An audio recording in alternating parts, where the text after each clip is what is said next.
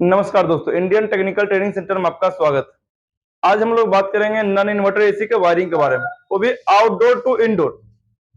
अधिकतर एसी में आप लोग देखते हैं पहले मेन जो पावर सप्लाई लेते हैं, पावर सप्लाई पहले इंडोर में देते हैं, उसके बाद इंडोर से लेकर के आउटडोर में देते हैं। लेकिन अभी जो पूरा वायरिंग की बात करने वाले हैं, पहले पावर सप्लाई लेंगे, वो डायरेक्ट पहले आउटडोर में जाएगा और फिर आउटडोर से इंडोर में जाएगा। बस यही पूरा वायरिंग करना है, वो भी कॉन्ट्रेक्टर के साथ। अब कैसे वायरिंग होगा पूरा एकदम शुरू से करते हैं। यहाँ पर देखें, जो मेन पावर सप्लाई लेते हैं, जो पावर सप्लाई यहाँ पर लिए हैं, चलिए रेड कलर में, यहाँ पर स्विच है जिसे पावर सप्लाई एमसीबी से होते हुए आएगा।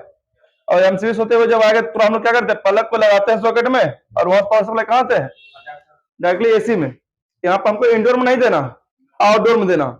तो इंडोर आउटडोर फिगर नहीं बनाए, जो भी उसके अंदर इलेक्ट्रिकल कंपोनेंट होता है जिसमें हम लोग वायरिंग करते हैं, टेक्नीशियन लोग जिसमें वायरिंग करता है, पूरा उसका बनाए हुए। तो ये जो लकीर आपको दिए हुए हैं ब्लैक कलर में, समझ लीजिए इधर से इधर जो पूरा है वो आउटडोर में। आखिर आउटडोर में चलाना किसको रहता है, एक कंप्रेसर को और दूसरा फैन मोटर को। और जब इंडोर की बात करिएगा तो इंडोर में पीसीबी रहेगा, पीसीबी से ट्रांसफार्मर रहेगा, फ्यूज रहेगा, स्विंग मोटर रहेगा, डिस्प्ले रहेगा, रूम सेंसर, कॉइल सेंसर। इसके अलावा एक ब्लोवर मोटर, सारा चीज लगा दिए हैं। अब बस इंडोर चलाना और आउटडोर चलाना, आउटडोर में फैन मोटर कंप्रेसर चलाना। अब करना बस इसका कनेक्शन करना, कैसे एक काम करता। बहुत दिमाग में ये भी रहता है, पहले आउटडोर में पावर सप्लाई देंगे तो आउटडोर चलेगा या इंडोर चलेगा। आप इंडोर में दीजिए पावर सप्लाई, चाहे आउटडोर में दीजिए, पहले चलेगा हमेशा इंडोर ही। क्लियर है, कैसे चलेगा। उसके बाद 3 मिनट बाद आउटडोर कैसे चलता है, जबकि पावर सप्लाई पहले इंडोर आउटडोर में देते हैं, फिर भी आउटडोर 3 मिनट बाद चलता है और इंडोर पहले चलता है। कैसे, यहाँ पर जो मेन पावर सप्लाई है, पहले अर्थिंग का कनेक्शन समझ लीजिए। अर्थिंग कनेक्शन पहले से किया हुआ है इसमें। जो ऊपर वाला ग्राउंड है इसको लिए डायरेक्टली 3 कोर वायर, इसको बोलेंगे। जो एक ही बार में 3-3 वायर निकलता है उसको क्या बोलेंगे, 3 कोर वायर। अब यहां से वायर लेकर डायरेक्टली कहां दे दिए, आउटडोर के कनेक्टर पे। ये जो पूरा बना है इसको क्या बोलेंगे, कनेक्टर। और कनेक्टर पर जैसे अर्थिंग को देंगे तो अर्थिंग टू अर्थिंग, यानी कि यहां से आउटडोर में भी चला जाएगा बॉडी में, और आउटडोर से वहीं से कनेक्टर पर जाएगा, और कनेक्टर से निकल कहां चला जाएगा, इंडोर पर, और इंडोर के बॉडी में जाकर के लग जाएगा। अगर पीसीबी में ऑप्शन दिया तो पीसीबी में भी अर्थिंग चला जाएगा। ये अर्थिंग काम खत्म है, इंडोर आउटडोर। अब बचता है न्यूट्रल वायर।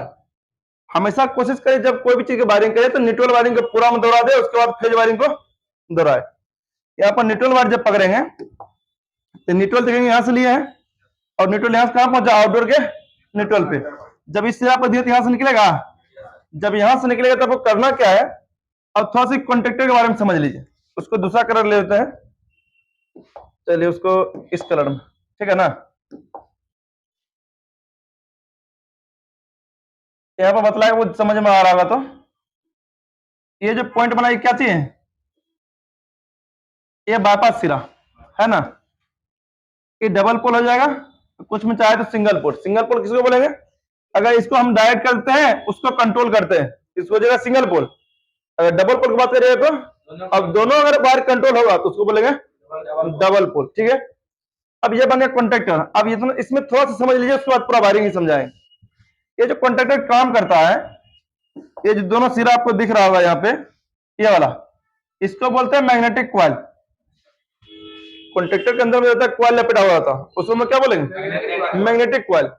जैसे इसमें एक पर न्यूट्रल और एक पर फेज यानी कि लाइन, जैसे इस पर 220 वोल्ट एसी आएगा, अब फेज को न्यूट्रल में, न्यूट्रल को फेज में कर सकते हैं, उससे कोई दिक्कत नहीं। एसी वोल्टेज है, इस पर जैसे 220 वोल्ट मिलेगा, समझ लीजिए इधर जो पावर सप्लाई इसमें आ रहा है ना, इससे होते हुए इसमें होते हुए इधर निकल जाएगा, यानी ऊपर वाला दोनों पॉइंट क्या होगा, नीचे सट जाएगा। और जब 220 वोल्ट नहीं रहेगा तो दोनों पॉइंट फिर से हट जाएगा। बात समझ में आ गए, इतना सा काम होगा। यानी 220 आएगा तो ये ऑन होगा, जो पावर सप्लाई इधर देंगे उधर निकल जाएगा, जो इधर देंगे इधर निकल जाएगा। इधर भी करिए उससे कोई दिक्कत नहीं है। लेकिन जब पावर सप्लाई नहीं मिलेगा, दोनों पॉइंट क्या रहेगा, स्प्रिंग की मदद से हटा हुआ रहता। और जैसे पावर सप्लाई मिलेगा, दोनों पॉइंट आपस में जाकर के सट जाएगा, जिससे इधर पावर सप्लाई देंगे तो इधर भी निकल जाएगा। अब समझिए, अब जो न्यूट्रल है, न्यूट्रल क्या करना है, उसको दे देना directly power supply magnetic coil को। जो न्यूट्रल लिए डायरेक्ट कहां दे दिए, मैग्नेटिक कॉइल को, और यहीं से न्यूट्रल लेकर के कहां दे देंगे, यानी कॉन्ट्रेक्टर के बाईपास सिरा पर दे देंगे, जिससे आगे चल के न्यूट्रल के पूरा फैन मोटर और कंप्रेसर में कनेक्शन करेंगे। न्यूट्रल यहां पर दे दिए। अब न्यूट्रल यहां पर भी आ गया, लेकिन इंडोर को भी तो चलाना है।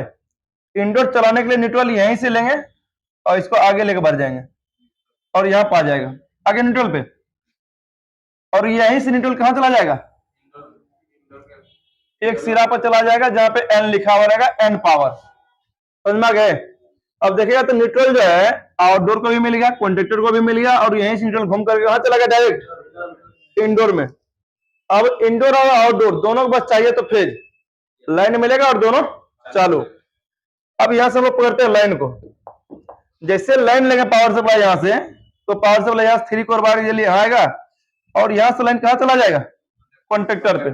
और जैसे लाइन यहां पर आएगा तो यहां से जो लाइन है निकलेगा, जैसे लाइन यहां से निकलेगा तो कहीं और नहीं जाएगा, कहां गया, कॉन्ट्रेक्टर के वापस सिरा पे, और यहीं से लाइन निकल के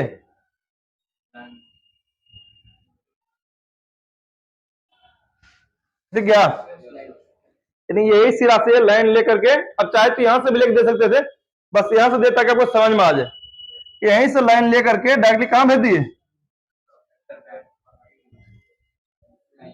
रिले में भेज दिया। इंडो में जो रिले होता, अब रिले किस सिरा पर पावर सप्लाई देंगे, हाँ फ्यूज पर से जो कंटिन्यूटी बतलाएगा, ये जो फ्यूज के जस्ट बगल में लगा हुआ है, यानी कि ये वाला सिरा मान लीजिए कि ये फ्यूज के साथ कंटिन्यूटी बता रहा, जुड़ा हुआ है, यहाँ पर हम लाइन दे दिए। अब लाइन और न्यूट्रल जब मिल गया तो डिस्प्ले चलेगा, ब्लोअर मोटर स्विच मोटर सब चलेगा। अब ये सब चलना शुरू होगा, जैसे ये सब चलेगा तो रूम सेंसर उसके बाद रिमोट के जरिए किस मोड पर सेट किए हैं उसके हिसाब से 3 से 4 मिनट यानी 240 सेकेंड, 3 से 4 मिनट बाद क्या होगा, यहाँ से पावर सप्लाई आउटपुट रिले छोड़ेगा ना आउटडोर के लिए, तभी तो ठंडा करेगा रूम। तो रिले जैसे ये लाइन इधर से इधर जाएगा और यहाँ से जैसे आउटपुट छोड़ेगा, ये लाइन कहाँ पहुंच जाएगा, और यही जो रिले जो आउटपुट छूटता है उसी को बोलते हैं सीपी, यानी कंप्रेसर के लिए छोड़ा गया पावर सप्लाई। समझ में आ गए। अब यहाँ जो सीपी यानी कि लाइन जो पहुंचेगा रिले के द्वारा आउटपुट, वो आ गया यहाँ से डायरेक्टली मैग्नेटिक कॉइल पे। अब देखेंगे आप तो यहाँ से लाइन मैग्नेटिक कॉइल को मिल गया और यहाँ से न्यूट्रल। अब लाइन और न्यूट्रल दोनों मिल गया तो शुरू में याद करिएगा, शुरू में मतलब लाइन और न्यूट्रल जैसे इसको मिलेगा, ये सिरा आपस में दोनों क्या हो जाएगा, यानी कि इधर जो दे रहा है इधर निकल जाएगा और इधर जो दे रहा है इधर निकल जाएगा, यानी पावर सप्लाई जो इधर दिया उधर निकल जाएगा। अब लाइन और न्यूट्रल आसानी से हमको इस साइड मिल गया। अब तो सिर्फ उसी ने कैसे करना है, तो पहले हम लोग न्यूट्रल कर लेते हैं आगे इधर। अब क्या करते हैं, न्यूट्रल जो इधर आया है ना यहां से होते हुए यहाँ पे, उस न्यूट्रल क्या करेंगे यहां से लेकर के दोनों को कॉमन पे देते हैं।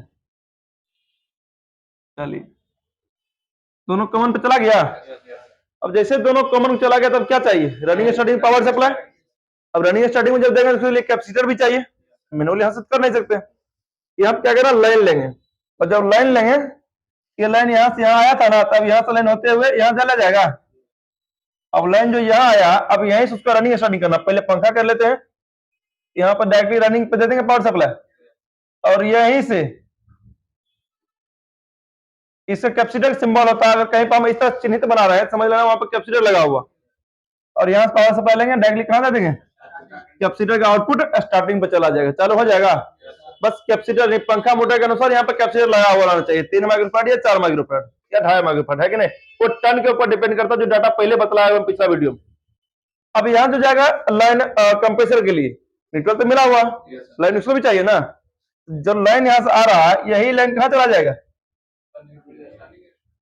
उधर भी चला जाएगा, डायरेक्टली रनिंग पे चला गया, और यहीं से कहाँ चला जाएगा, कैपेसिटर से होते हुए स्टार्टिंग पे। मान लीजिए यहाँ पर जो लगा दिए हैं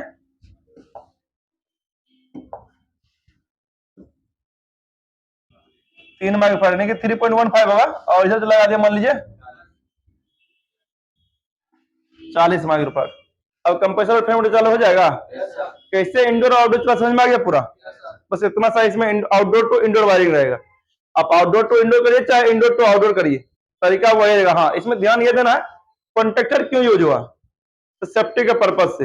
रिले पर से लोड हट जाएगा, रिले पर जितना, अच्छा इसमें ध्यान दीजिएगा, तो जिसमें भी कॉन्ट्रेक्टर लगा हुआ रहेगा ना, थोड़ा सा ध्यान दीजिएगा, जिसमें भी कॉन्ट्रेक्टर लगा हुआ, जिस पीसी में भी, जिस एसी के साथ में भी, तो समझिए उसका रिले हमेशा छोटा रहेगा, रिले उसका छोटा रहेगा, कम पावर रहेगा। उसका रिले क्या करता है, कॉन्ट्रेक्टर है वो पूरा उसको सेफ्टी प्रदान करता है। अगर किसी कारण से कंप्रेसर या फिर हाई कर ले रहा, ये दोनों पॉइंट जो सटा हुआ है ना वो हट जाएगा, यानी कंप्रेसर फैन मोटर क्या होगा, जलने से बच जाएगा। तो सुरक्षा के लिए लगा हुआ आपका कॉन्ट्रैक्टर, समझ में आ गया।